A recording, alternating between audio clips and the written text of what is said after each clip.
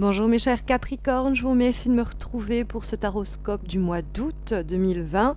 Je vous remercie d'avoir été aussi nombreux à me laisser des commentaires le mois dernier. N'hésitez pas à refaire la même chose. Comme je vous l'expliquais, ça fait énormément plaisir et de bien d'avoir un retour sur toutes ces vidéos que je fais. Donc même un petit mot, c'est toujours bienvenu. Et puis sinon, likez la vidéo si vous préférez rester silencieux.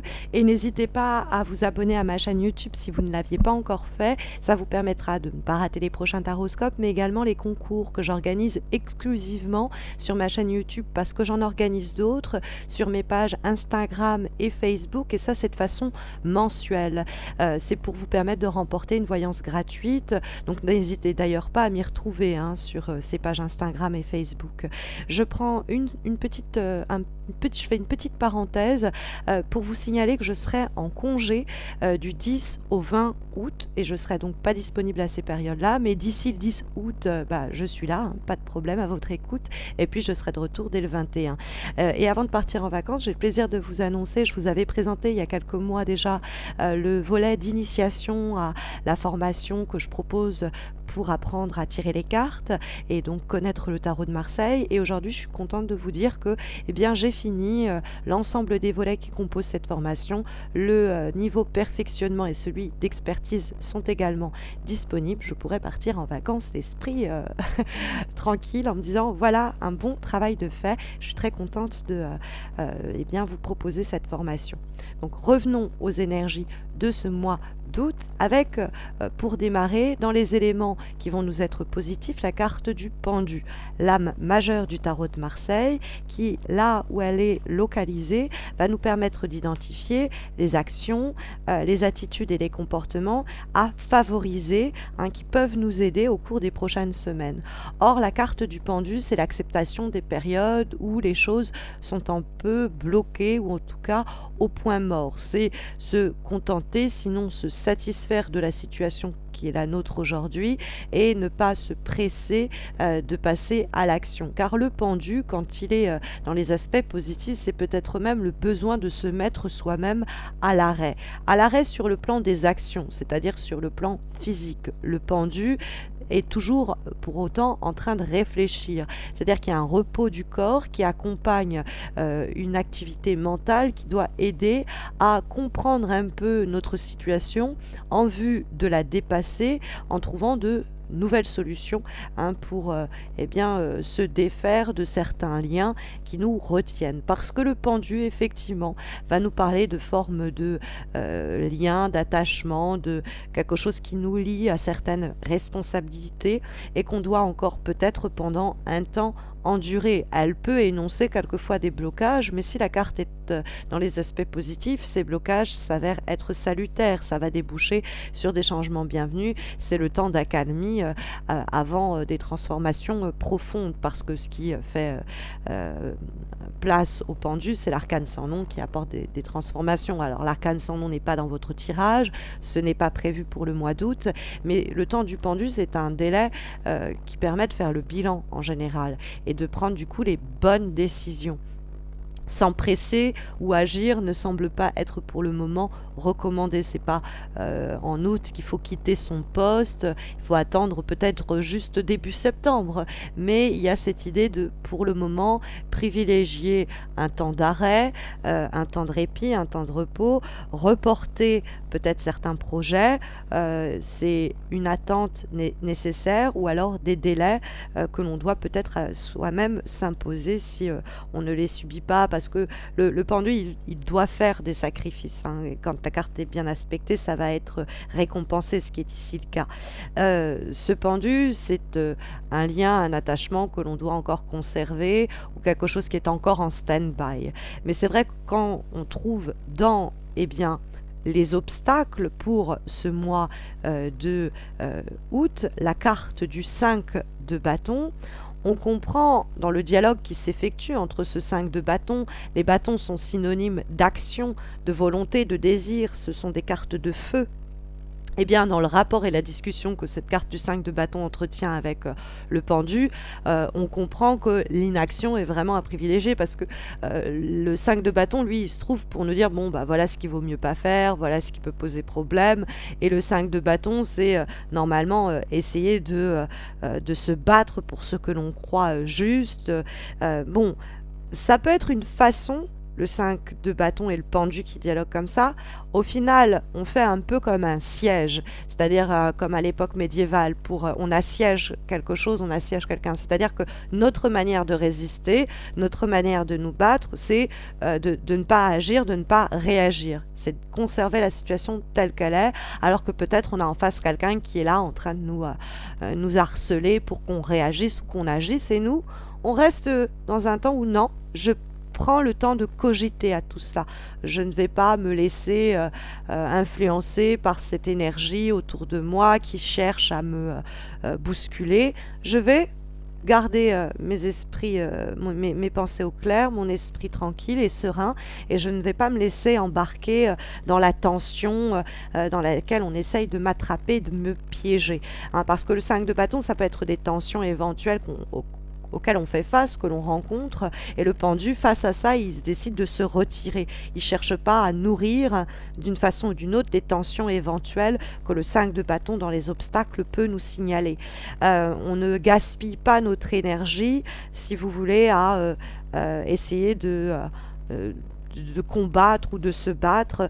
Pour le moment, ce ne sont que des querelles, sinon, et ça n'a pas lieu d'être. Hein. Le 5 de bâton, dans les obstacles, il peut carrément nous dire que nous n'avons pas toutes les informations liées à une situation, qu'on pourrait même nous induire en erreur, peut-être nous cachant des choses par omission. Hein, vraiment, l'idée que du coup, il faut rester aussi attentif et attentive, et c'est pour ça peut-être qu'on ne préconise pas l'action ou des actions de combat, entre guillemets, de se défendre ou d'agir forcément de façon très active pour le moment, parce qu'il nous faut encore circonscrire complètement la situation, et ce n'est aujourd'hui pas vraiment le cas. Au cours du mois d'août, ça va être encore un peu délicat, puisque quelqu'un peut vraiment, on peut avoir un adversaire, hein, on peut avoir vraiment quelqu'un qui essaye de nous mettre des bâtons dans les roues, c'est le cas de le dire avec le 5 de bâton, qui essaye voilà, de nous induire encore en erreur. Et donc il ne faut pas hésiter à ce moment-là à rester un peu en retrait, voir comment les choses se goupillent, dans le cadre notamment d'un procès ou de démarches légales, quelle qu'elle soit, puisque nous avons en guise de vibration la carte de la justice. Et la carte de la justice, c'est une situation normalement qu'on aimerait mettre au clair. Il y a une recherche toujours de vérité dans la carte de la justice, et c'est intéressant de souligner qu'elle a une épée dans les mains, cette justice. Une épée qu'on va retrouver en plus avec la vibration, entre cette vibration pardon, et la carte qui fait office de direction, qui donne la direction pour le mois d'août, l'as d'épée. Or, cette épée que la justice tient dans les mains et qui va entrer en résonance avec celle de l'as d'épée, eh bien, elle est là pour couper les liens du pendu. Le pendu, les pieds et poings liés, hein, il s'est mis lui-même dans cette situation, ou en tout cas c'est mieux ainsi pour lui, vu où elle est positionnée cette carte. Et la justice, parce que peut-être que ce n'est pas à nous de couper ces liens, c'est à la justice de rendre son verdict et de nous sortir de cette période d'arrêt ou d'attente, hein, en coupant les liens. Elle nous libère peut-être d'un élément contractuel qui nous tenait prisonniers ou prisonnières et qui nous faisait être obligés de rester, par exemple, à occuper ce poste, à rester dans ce logement, ou à rester dans ce mariage éventuellement. Et la carte de la justice, ça peut être voilà, des démarches qui vont être engagées à ce niveau-là et qui vont permettre de rétablir un certain équilibre et commencer à trancher les liens. Et l'as d'épée va se coupler à cela, hein, en termes de direction, dans l'idée de trancher les liens. La justice, elle nous dit en plus qu'il va falloir être dans le côté très implacable. La justice, elle se fiche bien de ce que l'on ressent, de ce que l'on désire, de ce que l'on veut. Elle prend en compte ce qui est viable, ce qui est faisable, elle est logique, elle est rationnelle et elle est impartial. Et donc, la carte de la justice, ça peut être aussi une attitude qui est essentielle et elle ne va pas se précipiter, la carte d'ailleurs de la justice, hein.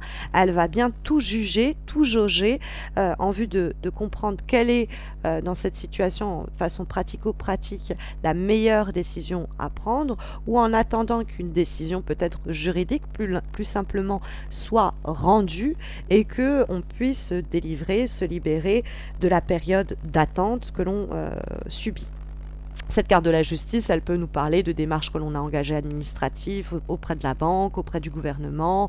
On attend une validation sur un diplôme. Ça peut être des choses aussi simples que ça. Et on n'a pas d'autre solution que d'attendre, hein, que le verdict soit rendu. Ça peut être aussi une situation dans laquelle il y a eu des conflits, le 5 de bâton, qui est encore en stand-by, le pendu, et à propos de laquelle cette situation, on a le sentiment d'avoir été traité injustement ou accusé de façon injuste. Et donc, il peut avoir justement, précisément l'idée avec l'as d'épée, hein, parce qu'on va avoir cet as d'épée qui va faire office de direction pour le mois d'août, l'idée que la vérité va être faite sur cette situation. Il y a le couperet tombe un peu, on pourrait se dire, avec l'as d'épée qui donne la direction des choses, et qui est aussi très centré sur comment je raisonne, réfléchis à propos d'une situation. C'est le mental et l'intellect qui m'influencent, c'est pas ce que je voudrais faire, et je reste aussi dans la sphère intellectuelle, c'est-à-dire pas dans la sphère des actions. Et cette sphère intellectuelle que le pendu allait aussi indiquer, plus le mental que le corps, hein. Et l'as d'épée, c'est bien étudier les circonstances, étudier une situation, bien la réfléchir pour pouvoir trancher à ce propos. Parce qu'il y a dans la carte de l'as d'épée quand même cette épée qui permet de trancher un lien. Et ce lien, il permet à la fois de nous libérer de quelque chose, et là on pense au pendu, mais également de démarrer quelque chose de nouveau, parce que c'est un as, hein. Donc il y a dans cet as l'idée à la fois de fin et de départ, et de nouveauté, qui est inclus, c'est inclus dans les deux, quoi. Et ça semble être pour nous l'idée de faire enfin preuve d'une grande lucidité à propos d'une situation, ou alors tout le monde sait enfin ce qu'il en est. Ça peut être un peu plus général, puisque le procès rend son verdict et que voilà, c'est une justice pour tous, hein, entre guillemets. Mais l'as d'épée va avec le dialogue qui s'effectue avec le reste du tirage, toujours encourager cette idée que, à propos d'une situation dans laquelle on se trouve quelque peu limité, restreint, à propos de laquelle on attend, hein, il faut non pas agir pour sortir de cette situation, mais réfléchir de façon la plus rationnelle possible pour trancher à ce propos, ou laisser carrément des instances supérieures trancher à ce propos sans lancer ou relancer la chose, hein, puisque le verdict sera rendu quand il doit être rendu, en résumé. Comme avant-dernière énergie, pour ce mois d'août, nous avons une lame issue de l'oracle d'âme à âme, et nous avons la carte aux portes des rêves, et qui est liée à l'idée d'écouter un peu ce que les rêves nous murmurent à l'oreille, hein, de prêter peut-être tout simplement attention à à des signes, à des prémonitions, à nos peurs aussi, à nos cauchemars, et ce que ça nous dit sur la situation. Mais c'est une carte aussi, il y a un côté un peu clairvoyant là-dedans, mais il y a aussi l'idée de l'expérience de la connaissance, et c'est pas quelque chose qui se fait par l'action, sinon c'est l'expérience tout court. Là, c'est la connaissance, donc on est sur l'intellect, et c'est effectivement aller au-delà du visible, aller vers ce qui est caché, dissimulé, au-delà du voile. Je pense notamment au voile du Maya qui nous empêche de voir la vérité des choses, la réalité de la situation. Et c'est ce à quoi appelle également l'as d'épée et la justice. Donc il y a peut-être une facette de la situation qu'on ne peut pas ou qu'on ne voit pas encore. C'est pourquoi on nous dit de patienter, de ne pas agir, de ne pas nous battre, parce qu'il y a quelque chose qui va être révélé et qui va pas être révélé mais se clarifier, au moins sur un plan intérieur et psychologique, et on pourra plus aisément trancher à ce propos, hein, parce qu'il y a toujours des pièges dans la carte des rêves qui nous parlent des doutes, et donc c'est cette idée d'analyser, de prendre le temps de comprendre les signes qui nous sont envoyés, hein, pour évoluer, donc prendre le temps d'interpréter, de réfléchir, etc. Et la parole qui est associée à cette carte est une parole qui m'est tout particulièrement, on va dire, proche, puisque c'est une parole de William Blake qui est extrait de son ouvrage Les portes de la perception, qui ont donné en fait le nom au groupe The Doors, d'où je tire mon pseudo, Miss Mojo Rising, qui est l'anagramme de Mr. Mojo Rising. En fait, c'est Jim Morrison. Et la parole qui est associée à cette carte aux portes des rêves est la suivante: si les portes de la perception étaient nettoyées, toute chose apparaîtrait à l'homme telle qu'elle est, infinie. Comme dernière énergie pour ce mois d'août, nous avons une lame, cette fois-ci issue de l'oracle des haïkus, et nous avons la carte des épreuves. Le haïku qui lui est assimilé est le suivant: lavé par les vagues, le galet nu grelotte de froid. Et ça nous parle d'un cycle normalement qui prend fin. Normalement, puisque je vous disais en plus que l'ASDP nous parlait de début et de fin. Hein, c'est un début qui est possible parce que quelque chose est tranché, est terminé, etc. Et la carte des épreuves nous parle d'événements passés qui ont pu un peu ébranler nos bases. Ça peut être quelque chose qui s'est terminé, un deuil qui est un petit peu délicat, mais c'est une carte qui nous invite à accepter le fait qu'on se dépouille de certaines choses pour repartir sur des bases plus saines, pour reconstruire en faisant les bons choix, ceux qui nous ressemblent. Et pour ce faire, il nous faut prendre le temps de la réflexion, en examinant le passé, en retenant les leçons essentielles pour ne pas commettre les mêmes erreurs quand nous recommencerons.